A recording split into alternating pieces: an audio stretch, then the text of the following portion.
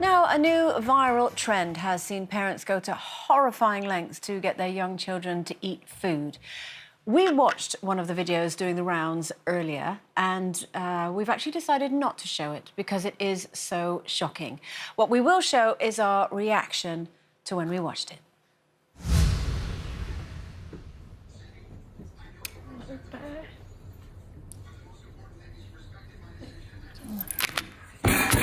Oh my God! Oh my God, I feel sick.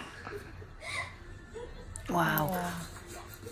They call this parenting. Terrible. Sick. They're laughing. Yeah, but that's like a nervous laugh, isn't it, for the kid? Now, just to talk through what we were viewing then, what it basically showed was there were a couple of videos, but in essence, it was a baby or a toddler refusing to eat a spoonful of food. Like many parents, you'll understand this, you're feeding them, they're shaking their heads. What the parent then does is then offers a spoon of food to the child's teddy, and then obviously when they don't eat it either, they lay the teddy down and then violently punch this teddy in the face before then turning to the child and offering them the food again.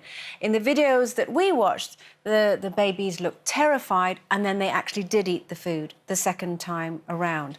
It was traumatising, utterly traumatising to watch. Absolutely horrendous. I mean, before we came in today, I had seen one of those videos that had come up online, and I thought somebody had maybe secretly filmed it and sent it in, not realising that this was a thing, that people were volunteering to send these videos to Facebook and whatever other things, as if this is some kind of technique. And what really upset me is in both those videos that we watched today is that there is another sibling there laughing, but it sounds like a nervous laugh, as if there is something else going on in that family, they've seen it before or something. I think it's utterly horrendous. That's child abuse. Yeah, it is child abuse. And for anyone saying, oh, but they're not hitting the child, what you are showing that child is that if you don't eat that food, I'm going to smash your face in because I'm hitting this teddy. Now, a teddy, we all have children here. That teddy is a friend to that child, and it's a comfort to them.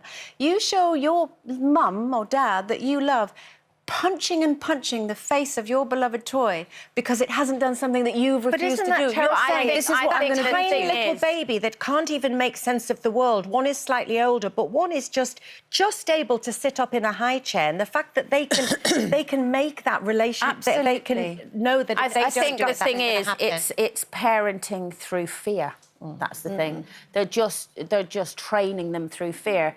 You know, how people do with animals. You know, it's all very well, oh, yeah, but they ate the food afterwards. Yeah, of course they did, because they were terrified. And they will grow up, probably, almost definitely, with genuine issues regarding food and because they probably use mealtimes that in technique general, with not just food. They're going to use, if it's effective in that way, as far as they're considering effective, they're going to use it for all sorts of discipline within that home. No, it was in. I don't think it's specific as to where I don't think it's where specific it about is. where it was. Oh, the videos we watched were from America. But even so, I mean, in this country now, coercive behaviour is illegal between couples, you know. So if you are deemed to be being controlled by mental abuse, then that is now an offence.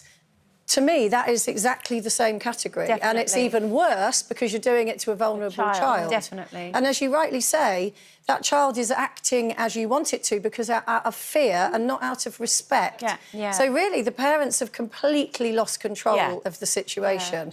And, you know, if you parent properly, you don't have to behave like that to get your children to do something. You just don't.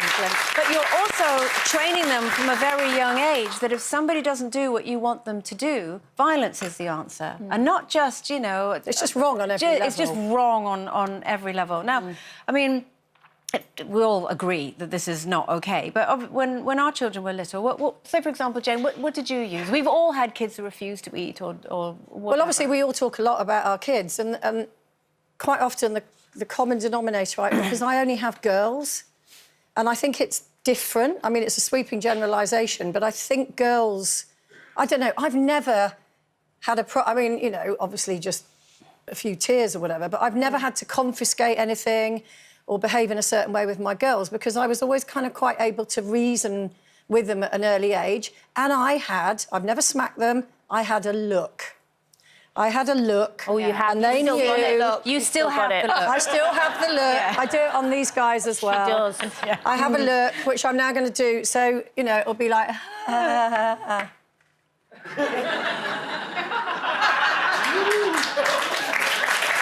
is the look. Yeah. And as soon as my... And I mean, even, that would make me eat cabbage. and even my 26-year-old now laughs and goes, oh, there's the look. There's the look. But, you know, why? You don't have to resort to that. Surely it means that you have lost control. So it's like... I remember seeing a documentary years ago about child psychology, and somebody was saying that their child had run out into the road, you know, which is a fear for all of us. And the parent yanked them back before the car hit them and then started smacking them for doing it. And they said that's because it's your own fear rising and your adrenaline, and makes you... That is not, it's not making anything I remember better. my mum doing that to me.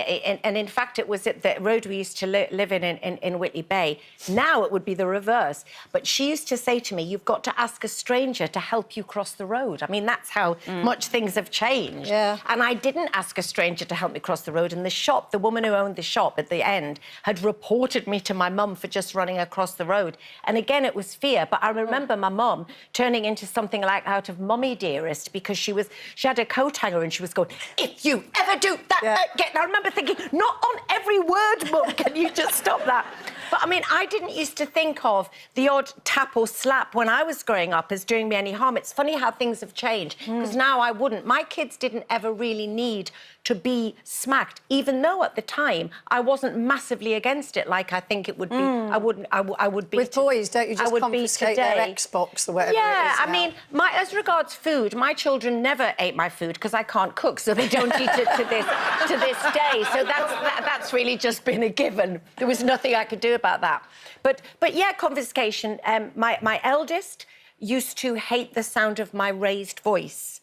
He used to get really upset by it and say, don't sound like a hen, you sound like a hen.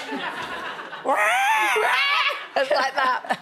Louis used to quite like when I used to say, I'm going to ground you, because he'd watched so much American television and they were always being grounded. He used to go, why don't you ground me, Mummy? But they weren't bad kids, really. But yes, I think confiscation, the only problem is sticking to your guns.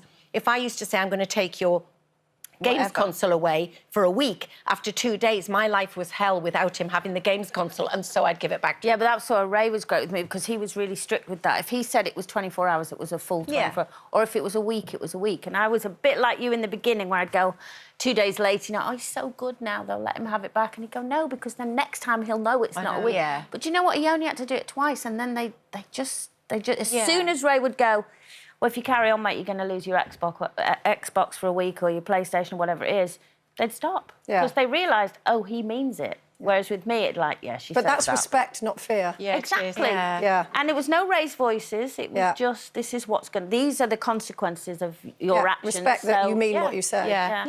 No, I'm the same as you, Jane. It was a look, but mainly it was the eyebrow. It's just an eyebrow, just an eyebrow. And the kids don't even know that. That's all you need. You do that. Just a raised eyebrow. I haven't even got Botox, I can't do it. I can't. Just tilt your head then. Just tilt your head.